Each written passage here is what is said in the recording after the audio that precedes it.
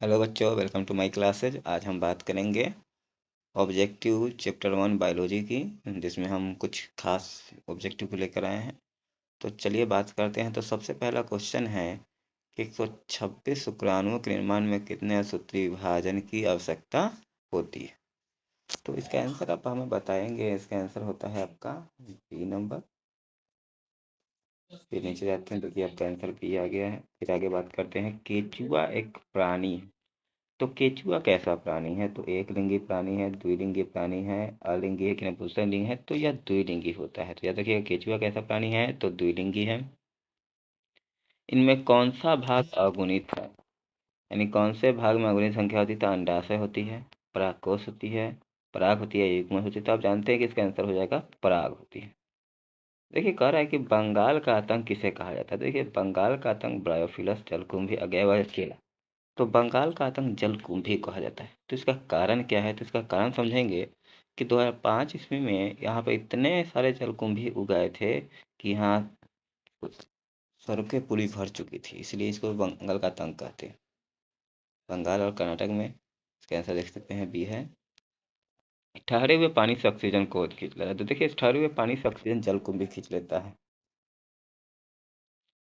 Correct. जब नर और मादा गैमेट युग्मक होते हैं तब यह क्या कहलाते हैं? नर और मादा गैमेट में युग्मक बनते हैं तो उसको क्या कहते हैं? अलैंगिक, लैंगिक वृद्धि या मुकुलन कहते हैं। तो इसको कहते हैं लैंगिक जनन, क्योंकि नर और मादा जब मिलते हैं तो उसकी क्रिया लैंगिक जनन की क्रिया होती है।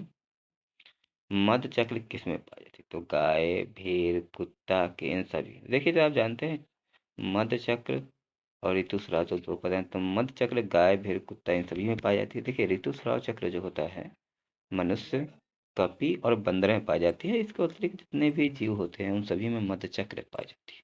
तो इसका आंसर आपका हो जाएगा डी नंबर। कराए कि उच्च श्रेणी के पौधे में निषेचन होता है। तो उच्च श्रेणी के पौधे में निषेचन कहाँ पे होता है? तो उच्च श्रेणी के पौधे में निषेचन आपका हो जाता है आंतरिक निषेचन। यानी उच्च श्रेणी के पौधे में निषेचन कैसा होता है? तो आंतरिक निषेचन होता है। शल्ककंद का उदाहरण क्या है? तो शल्ककंद का उदाहरण आपका हो जाता है प्याज। यानी शल्ककंद इसमें कौन है? तो प्याज है।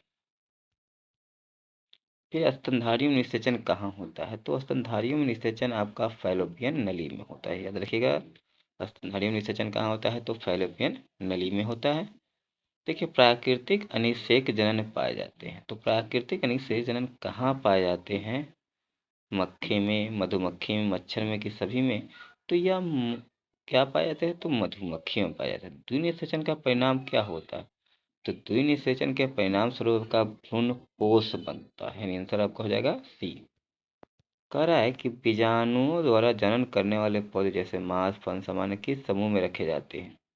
तो ये किस समूह के है? तो क्रिप्टोकेमस समूह के अंतर्गत आते हैं। यह परिवर्तन जो लार्वा को वयस्क में परिवर्तित कर देता है, लार्वा को वयस्क में परिवर्तित करने वाली क्रिया को क्या कहते हैं? तो इसको कहते हैं कायांतर। क्या कहा जाता है? तो कायांतर कहा जाता है।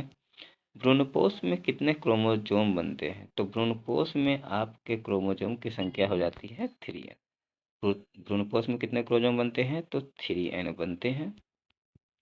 जब संतति उत्पत्ति एकल जनन द्वारा होती है तो इसे क्या कहते हैं? तो इसको अलैंगिक जनन कहते हैं। क्योंकि देखिए, जब कि प्रजनन में जब एक जीव भाग लेते हैं तो अलैंगिक, और जब दो जीव भाग लेते हैं तो लैंगिक कहते हैं। तो आंसर आपका बी हो जाएगा।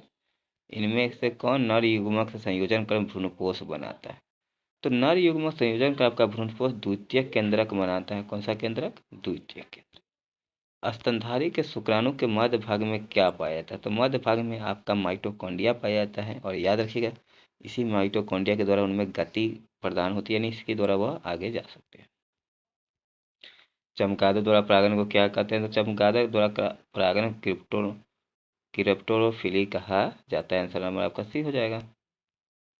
का जनन समान जीव प्राप्त होते हैं। जनन समान जीव आपके प्राप्त हो जाते हैं किसमें बता सकते हैं? तो आंसर डी, विखंडन में प्राप्त होते हैं। द्विखंडन किसमें पाया जाता है? तो देखिए, द्विखंडन की क्रिया अमीबा तथा पैरामीशियन दोनों में पाई जाती है। मुकुलन द्वारा जनन किस में होता है? तो मुकुलन द्वारा जनन ईस्ट में होता है, म्यूकस में होता है, पाइनस में होता है, या फर्ड में होता है? तो मुकुलन द्वारा जनन आपके ईस्ट में होता है। कोडिनिया का कोनिडिया का निर्माण किससे होता है? तो कोर्निलिया का निर्माण आपके पेनिसिलियम से होता है। किससे होता है? तो पेनिसिलियम से। पुनरुद्भवन की क्रिया निम्नलिखित में से होती है। तो पुनरुद्भवन की क्रिया आपकी स्पंज में स्पाइरोगेरा पेनिसिलिया की कारक तो आपके स्पंजों में होती है। जलकुंभी 65,000 से अधिक पौधे कितने माह में उत्पन्न करते हैं? तो जलकुंभी 65,000 से अधिक पौधे आपको उत्पन्न करते हैं 8 माह। कितने माह में? 8 माह में। इनमें से कौन केवल एक बार अपने जीवन काल में पुष्प उत्पन्न करता है? तो देखिए अपने जीवन काल में सिर्फ बांस ही है जो एक बार पुष्पन की क्रिया उत्पन्न करता है। ऋतुस्राव चक्र किस में पाए जाते हैं? तो ऋतुस्राव चक्र आपको बताया गया था मनुष्य, चिंपैंजी सभी में पाए जाते हैं, इसलिए इसका आंसर हो जाएगा सभी। द्विलिंगी प्राणी के उदाहरण कौन है? तो द्विलिंगी इसमें स्पंज है, टेपम है, जोंक है, यानी यह सभी है। मनुष्यों के युग्मकों में गुणसूत्र की संख्या कितनी? 23 होती है, 21 होती है, 46 होती है कि 44 होती है? देखिए जोड़े में 23 होती है और एकल में 46 होती है। इनमें से कौन अन्यवर्जक प्राणी है? तो मुर्गी है, सांप है, मगरमच्छ है कि सभी है? तो ये सभी होते हैं। जब निषेचन जीव के शरीर के बाहर तो उसे क्या कहते हैं? तो बाहरी निषेचन कहते हैं, क्योंकि बाहर निषेचन हो रहे हैं। निम्नलिखित में कौन सी विधि अलैंगिक प्रजनन की नहीं है? तो देखिए अलैंगिक प्रजनन की विधि आपको बोना नहीं है।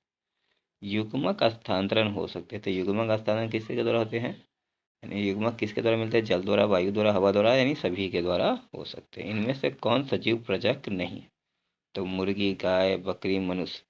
तो देखिए आप जानते हैं कि गाय, बकरी, मनुष्य बच्चे को जन्म देती है, जबकि मुर्गी अंडे को देती है, इसलिए अंडे मुर्गी हो जाएगा। इनमें किसमें बाह्य निषेचन होता है? तो देखिए बाह्य निषेचन तो घोंघा हो गया, मनुष्य हो गया, हिरण हो गया कि मेढक।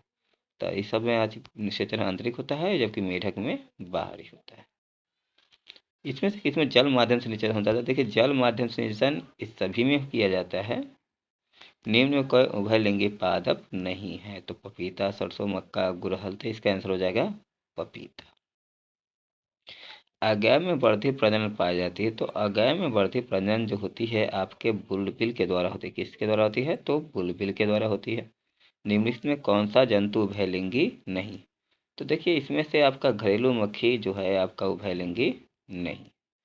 शरीर के बाहर होने वाले निषेचन को क्या कहा जाता है? तो शरीर के बाहर निषेचन को इन विट्रो कहते हैं, शरीर के भीतर को इन विवो। चलिए धन्यवाद।